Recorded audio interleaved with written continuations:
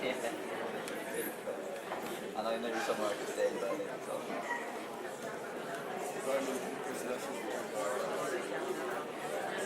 But it must also be quite nice.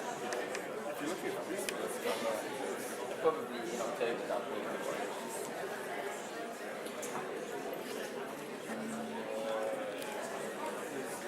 France, last year, high school, I'm not sure actually, because here the back is 1 more year. Honestly, I stopped watching. Wait, because then how old is she?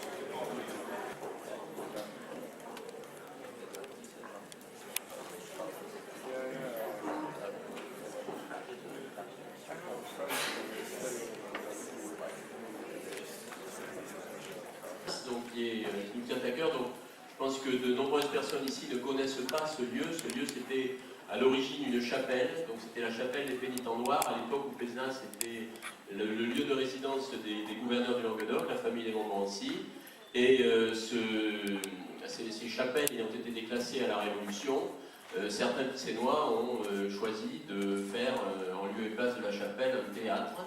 Donc ce théâtre a d'abord été la propriété de quelques habitants, et ensuite, derrière, c'est devenu un théâtre municipal assez tôt. C'est donc en 1804 que ce théâtre a été acquis pour en faire effectivement un lieu de spectacle. Et en 1897, il a été entièrement restauré avec la venue de la Comédie Française, à l'occasion de l'érection d'un monument à Molière. La ville de Pézenas étant marquée par le moliérisme, a choisi de faire réaliser par Augustin Jalbert, à l'initiative d'Albert Pollaliès, qui était le grand historien de la ville, un monument à Molière qui est donc actuellement aux portes de la ville, à proximité de la rivière Peine, qui a donné son nom à la ville de Pézenas. Donc, 1947, on se retrouve avec le cinquantenaire de l'érection de ce monument à Molière, la venue de Pagnol ici, dans ce lieu, qui lui a permis donc d'exprimer que si Jean-Baptiste Poquelin est né à Paris, Molière est né à Pézenas. Et puis, en 1947, le rideau est tombé. Il est tombé pour 65 ans. Le lieu a été fermé pour des raisons de sécurité. Et puis, il a pu rouvrir en 2012, grâce à l'État, grâce à la communauté d'agglomération Hérault-Méditerranée. Et donc, depuis quelques années, le théâtre abrite de nombreux événements qui sont des événements culturels, des événements scolaires. Aujourd'hui, nous sommes particulièrement heureux avec les Amis de Pézenas, et je salue Nicole Cordès qui représente l'association des Amis de Pézenas, qui est l'un des promoteurs de la restauration de ce théâtre, d'accueillir toute l'équipe autour de Mathieu Séguéla. Donc Mathieu est un de ceux qui, il y a quelques années, ont contribué à la renaissance de ce lieu. Donc merci pour votre présence, merci pour cette manifestation que vous allez nous offrir. Et je vais tout de suite céder la parole à Marion Gineste, qui est l'adjointe à la culture. C'est juste 2 secondes avant de laisser la place à Nicole, pour vous dire que la programmation de la saison culturelle qui arrive est bien entendu terminée depuis longtemps, que la billetterie est ouverte déjà depuis une quinzaine de jours, et que les livrets sont sortis, qu'on vous a donné, et les places pour Marie-Claude Pietragala, puisqu'elle viendra honorer la ville de sa présence au mois de décembre, sont déjà presque pas loin d'être complets. Donc je vous conseille voilà, si vous voulez venir, de réagir.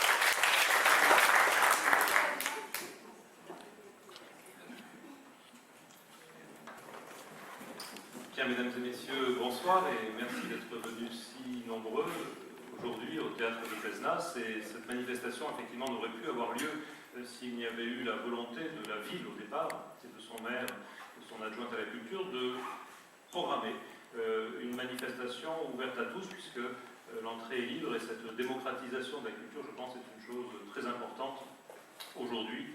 Et également, c'est une chance que les Amis de Pézenas aient soutenu cette manifestation. Je ne peux pas citer tous les bénévoles qui ont permis ce que vous allez voir plutôt tout à l'heure, mais en tout cas, merci à toutes et à tous, et merci aussi à l'excellente équipe technique du théâtre. Alors, dans cette cliographie, je ferai la première partie. Clio est la muse de l'histoire, et la graphie, pour laquelle beaucoup d'entre vous sont venus c'est la calligraphie, le tout accompagné par la musique d'un grand compositeur, Richard Dubillon, et c'est une chance que d'avoir ici, dans ce théâtre, cette première, car je vais devoir corriger ce qui a été dit tout à l'heure, c'est la première fois qu'une cliographie consacrée à Kiku Yamata est donnée en France, effectivement à Yokohama, à Tokyo, mais si la cliographie est née comme concept au Japon, on peut dire que la cliographie Kiku Yamata est née à Pézenas. Ça vous rappellera quelque chose. En tout cas pour nous, être dans la ville des débuts de grands aînés qui nous ont précédés, c'est quelque chose de très important. Et là, vous avez l'alliance de l'histoire, de la musique et de la calligraphie pour des moments qui, j'espère, seront agréables. Alors, j'irai relativement vite, ce qui est nouveau chez moi, pour la première partie de cette autre, et difficile aussi du côté des pays non occidentaux. 3 enfants donc naissent de cette union. L'aîné, c'est celle qui lit sur la photographie à gauche, Kiku, Kiku qui signifie chrysanthème en japonais, à droite Hana, qui signifie fleur, et puis Junta, qui signifie courage, qui est au centre. Les enfants naissent au consulat du Japon à Lyon. Donc, il y a dans leur statut déjà une particularité. La première, c'est qu'ils sont métis, nés d'une française, d'une européenne, nés d'un asiatique, mais ils naissent en terre japonaise, tout en étant à Lyon, avec un statut donc qui ensuite pourra poser des problèmes à Kiku Yamata entre une nationalité française ou une nationalité japonaise, sachant que la nationalité ou la double nationalité n'existe pas au Japon. Les 3 enfants reçoivent une éducation mixte. Ils sont biculturels. Là, vous les voyez habillés en kimono pour la fête des Shichigo-san, c'est-à-dire la fête des 7, 5 et 3 ans, où on célèbre donc la 3e année de la petite fille, ou sa 7e année, et puis la 5e année du garçon. Lyon-Tokyo, retour au pays 1908-1923, avec des thèmes particulièrement originaux que je rappellerai tout à l'heure, après que l'on ait accueilli la calligraphe Yukako Matsui, qui va entrer en scène avec notamment 2 exemples de ses instruments de travail, à savoir le bol d'encre et le bol d'encre.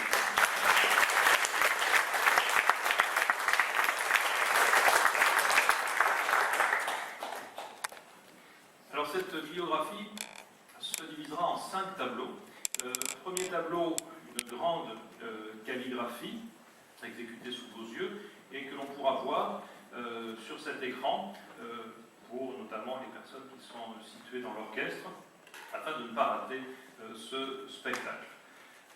En deuxième tableau, il y aura une petite danse, dite danse au kimono, devant un kimono sur lequel la calligraphe calligraphira. Et en troisième tableau, nous passerons à une rencontre entre une poétesse japonaise, Yosano Akiko, traduite par Kiku Yamata, et puis par une rencontre avec un poète suisse, j'en reparlerai.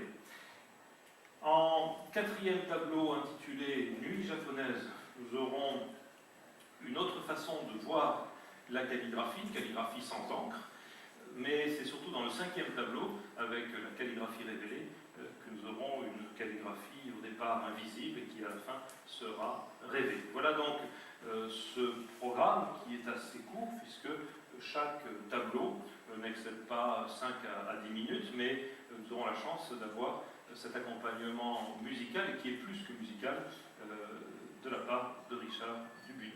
Donc nous allons maintenant commencer avec cette première grande calligraphie. Je vais laisser la calligraphe intervenir en donnant juste comme information que cette première calligraphie est un hommage à la ville de Pézenas qui nous accueille.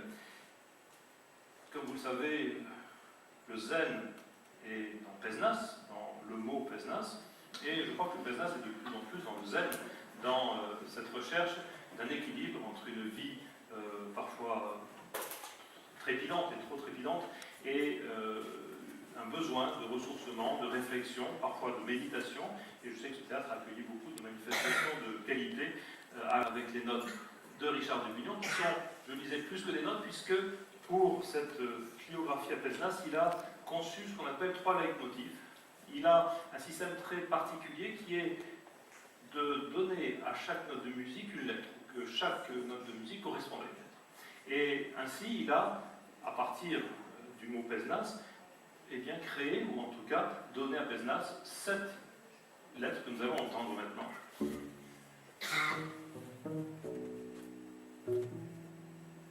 Voilà, vous avez tous reconnu Pézenas à travers ces notes. Et ce leitmotiv, au début, sera celui de Pézenas, ensuite il y en aura un autre qui sera celui de Kiku-Yamata, et enfin un consacré à la calligraphe Yukako Matsui. Écoutez bien et vous entendrez ce leitmotiv qui revient fréquemment. Donc, commentaire rapide de ma part, c'est un accompagnement musical, mais c'est plus que cela, c'est aussi une improvisation selon ce qui sera dessiné, calligraphié à côté de lui.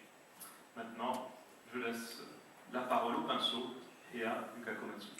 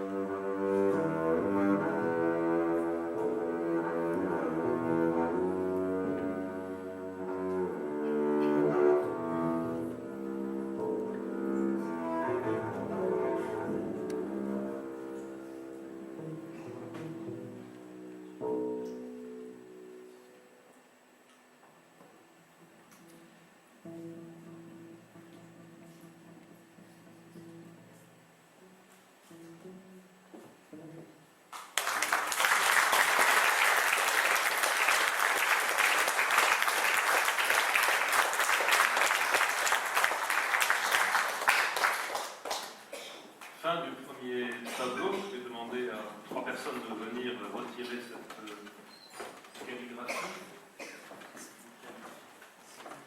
pour permettre la réalisation d'une autre.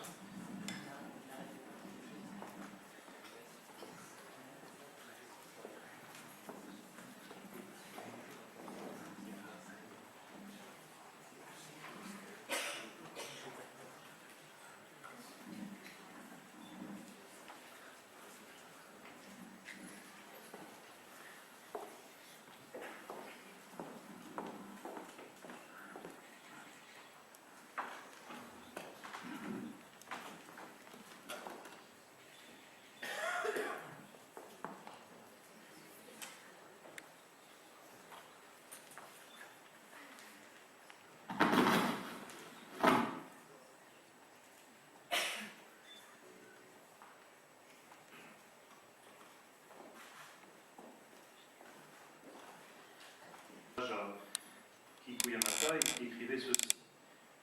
Mademoiselle Chrysanthème, Mademoiselle Kiku, vous qui avez 2 patries, 2 parlers, 2 jeux de parure et de costumes, et qui êtes enfin si intimement double dans votre essence, cette extrême différence présente dans chaque goutte de votre sang vous suggère de transporter dans l'un de vos 2 langages quelques contes et quelques poèmes choisis parmi les trésors littéraires de l'autre.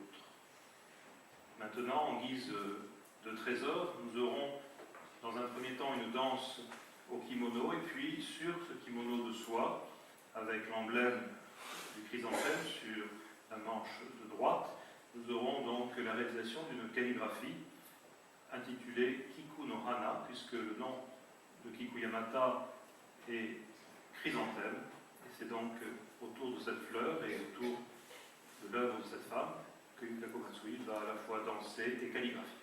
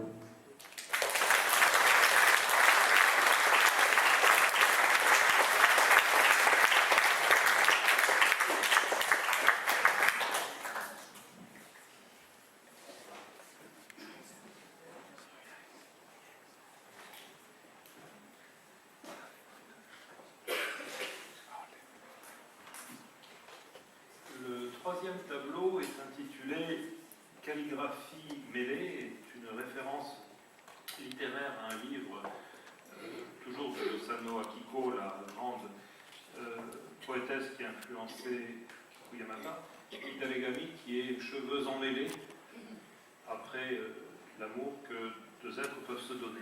Et là, dans une interprétation originale de Yukako Matsui, il s'agira de calligraphie emmêlée, avec deux sources d'inspiration. Un poème japonais, un haïku que je vais vous lire, donc très court, traduit par Kikuyamata, et puis à un autre moment de la performance calligraphique, le poème d'un écrivain suisse, Jean-Louis Kuffer, qui sera lu par Richard de Lunion et accompagné musicalement par lui-même. Tout d'abord, le haïku de Yosano Akiko, traduit librement par Kikuyamata. Joli mois de mai, dans les champs de blé français, aux couleurs de feu, coquelicot mon amant, coquelicot moi aussi.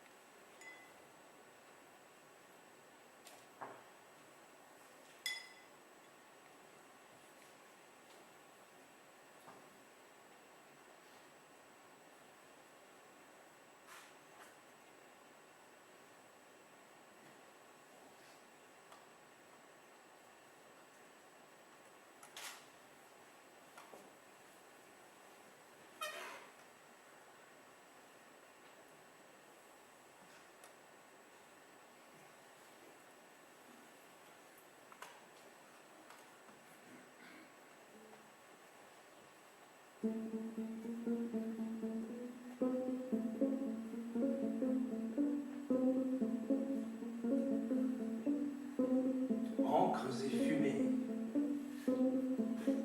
Le petit ouvrier des lettres se lève tôt matin et, tout de suite, au clavecin, se la joue grand prêtre. La plus haute solennité est en effet requise de qui veut tirer du saké de la grise banquise.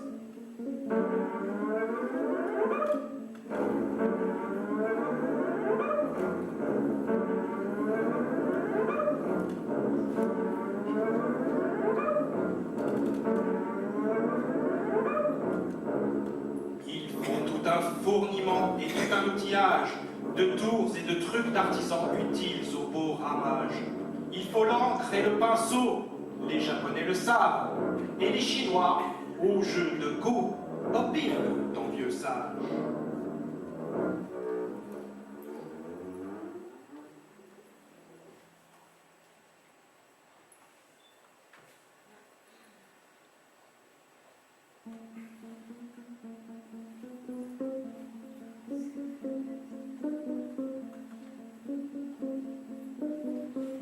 L'encre est en somme la mer, aux cheveux bleus et verts, plus vieille que le vieil Homère, plus légère que l'air.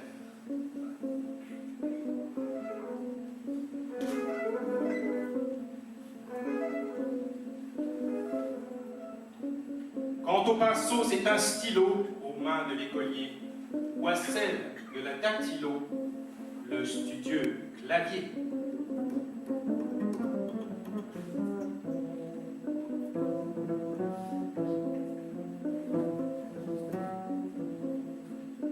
Le pinceau vert dans l'encre bleue du plus infime des lettrés tire d'un célandrier cette voûte tout étoilée où vont fumant les dieux.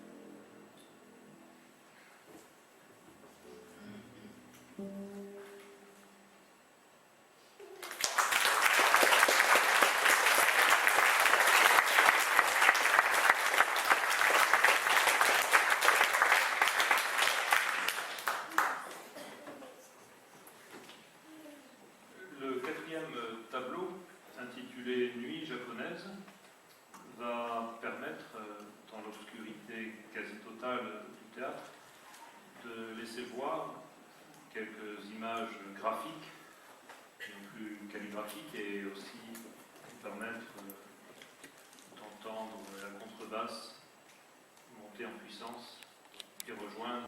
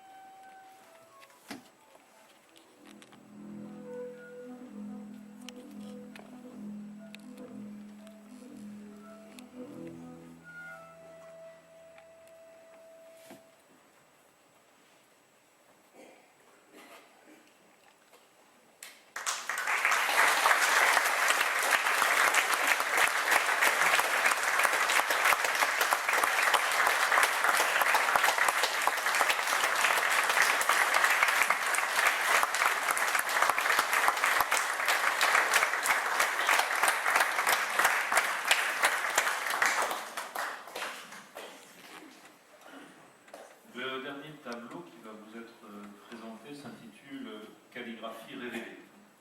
Cette façon originale et presque révolutionnaire de faire de la calligraphie a été créée il y a un an au musée Soulages à Rodez, et le procédé a fasciné le public qui a assisté à cette création en direct et a aussi beaucoup intéressé l'homme dont le musée porte le nom et qui a souhaité, le lendemain de cette réalisation, rencontrer la calligraphe Yukako Matsui à 7, non loin d'ici.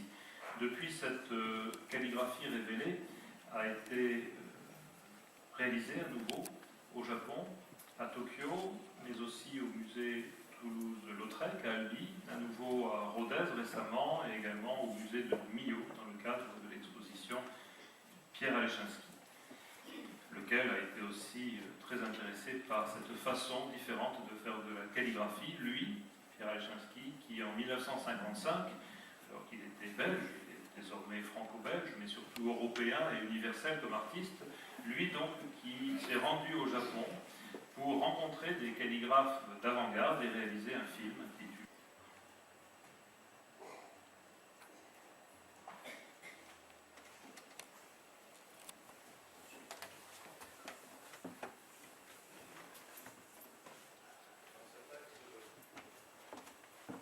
Dans cet acte calligraphique, vous ne verrez rien dans les premières minutes, et ensuite vous verrez comment vous sera révélé l'idéogramme qui va être bientôt réalisé.